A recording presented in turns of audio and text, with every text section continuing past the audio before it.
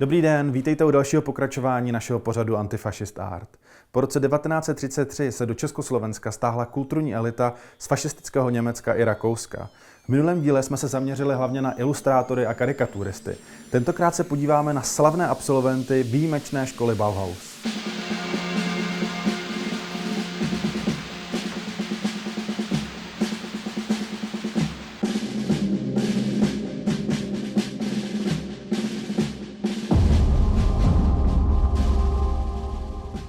Chceme-li si popsat příklady umělecké emigrace v Československu, máme opravdu z čeho vybírat. Z Třetí říše odcházely stovky malířů a umělců, kteří patřili k nejprogresivnějším proudům moderny. Mezi nimi také absolventi slavné světoznámé školy Bauhaus. Škola Bauhaus od začátku své existence provokovala svou uvolněnou atmosférou, nadčasovou produkcí a levicovým směřováním mocné konzervativní nacionalistické kruhy, kam patřili i nacisté. V roce 1925 byla vypuzena z Výmaru a našla dočasné útočiště v Dessavě. V roce 1930 ale byli i tam pod tlakem zhora ze školy vyloučeni levicově smýšlející pedagogové i studenti. 2 roky na to, po úspěchu NSDAP ve volbách v Sasko a Lhatsku, musela škola Dessavu opustit, jak ukazuje angažovaná koláž japonského studenta Bauhausu Iwao Yamawaki. Koláž k nám promlouvá právě vizuálním jazykem Bauhausu. Krátká berlínská epizoda byla ukončena 11. dubna roku 1933, kdy do budovy školy vrazila státní policie a jednotky SS a školu jako líheň židů a kulturního bolševismu uzavřela. Někteří absolventi školy potom hledali azyl v kulturně vyspělém Československu. Jedním z těchto příběhů je tragický osud malíře, scénografa a fotografa Hannese Beckmana. Na přelomu 20. a 30. let studoval na Bauhausu u Vasile Kandinského, Paula Klea a Josefa Alberse. Na Bauhausu vytvořil grafiky a obrazy ve stylu geometrické abstrakce a také scénografii inspirovanou Oskarem Schlemmerem. Po studiích se přesunul do Vídně, kde si vzal kurz fotografie. V létě roku 1934 emigroval před dolfusovským klerofašismem z Vídně do Prahy. Z pražské židovské rodiny totiž pocházela jeho žena Matilda Zasvobodna Wienerová, rovněž absolventka Bauhausu. Její tvorba z předválečného a válečného období se bohužel nezachovala. V Praze se Beckman živil například tím, že prodával své avantgardní fotografie časopisu Die Internationale Kunstwelt anebo Die Prager Presse.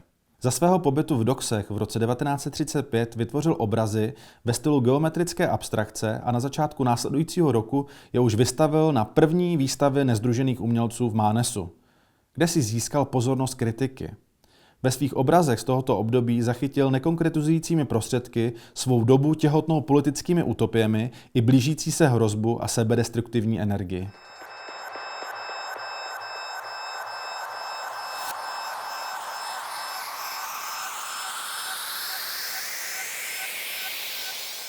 V roce 1938 Beckman získal československé státní občanství a při mobilizaci se dobrovolně přihlásil do československé armády. Po mnichovském diktátu se začala tragédie celé Beckmanovy rodiny. Uvízli totiž v okupovaném Česku. Za války Beckman pracoval pro odbojovou organizaci Černá růže, která se vytvořila kolem emigrantského knihkupectví ve stejnojmenné Pasáži v Praze. Z Prahy se přesunul do Hronova, kde se stýkal se slavnou emigrantkou a také absolventkou Bauhausu Friedel Dickert-Brandeis. V roce 1944 byl vyhmátnut gestapem a internován v koncentračním táboře pro tzv. Zkažené árijce v Bystřici u Benešova a jeho žena byla deportována do terezínského géta. Její rodiče před transportem do polského koncentračního tábora raději spáchali sebevraždu. Horor války a fašismu kulminoval. 4letý syn Beckmanových, schovaný u příbuzných v Praze, tragicky zahynul při bombardování. V zápětí poté, co se Hannes Beckman vrátil na konci války z nápravného zařízení, kde na něm zkoušeli účinky DDT na lidský organismus, spodobnil fašismem pokřivenou morálku, znásilněné lidství a zavražděnou svobodu v kresbě Udavač. V roce 1948 utekl se svojí ženou před protiněmeckými náladami a začínajícím stalinismem do USA.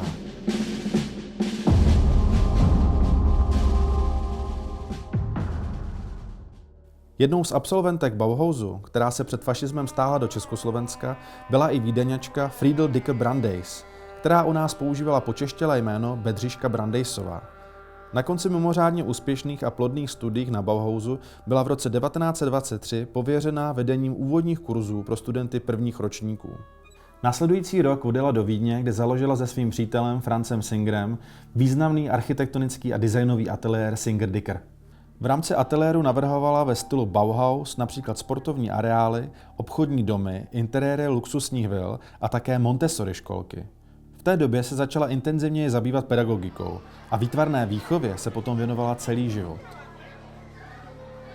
V roce 1931 vstoupila do komunistické strany a začala vytvářet agitační plakáty formou koláží, inspirované jejím přítelem Johnem Heartfieldem. Za svou politickou činnost byla v roce 1933 v klorofašistickém Rakousku zatčena a vězněna. Po propuštění okamžitě emigrovala do Prahy. Zážitky z věznění a z výslechů ji inspirovaly k vytvoření existencionálních a úzkostných obrazů ve stylu nová věcnost, jako je právě tento.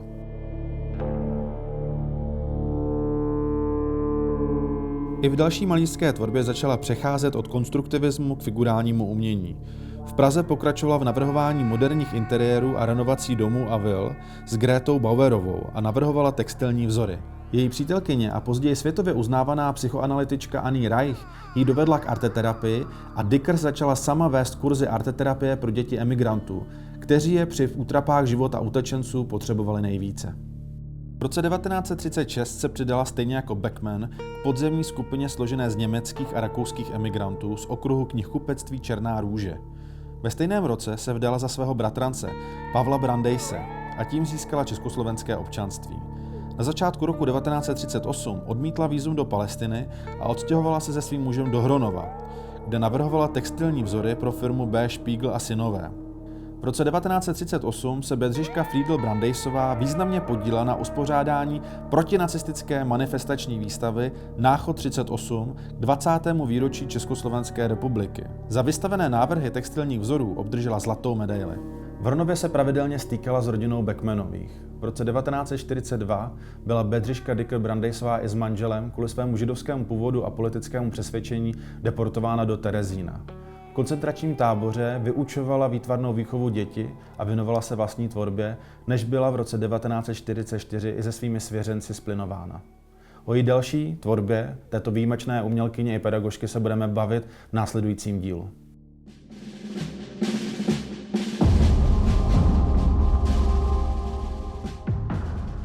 Na Bauhausu v Dessavě studoval také Werner David Feist. Na škole ho nejvíce ovlivnil Jos Schmidt, který ve škole vedl reklamní dílnu, a Walter Peterhans, který vyučoval fotku. Později se stal Feist Peterhansovým fotografickým asistentem. V roce 1930 přemístil se za prací do Prahy, kde mu byla nabídnuta pozice grafika v reklamním studiu. Od roku 1933 pracoval sám na sebe jako grafik a komerční fotograf. Specializoval se na focení technických produktů a strojů a na jeho avantgardních fotografiích je vidět zřetelně vliv Bauhausu a nové věcnosti. V březnu roku 1939, když bylo Česko okupováno, utekl přes Polsko do Anglie, kde vstoupil do armády, aby mohl bojovat proti Hitlerovi.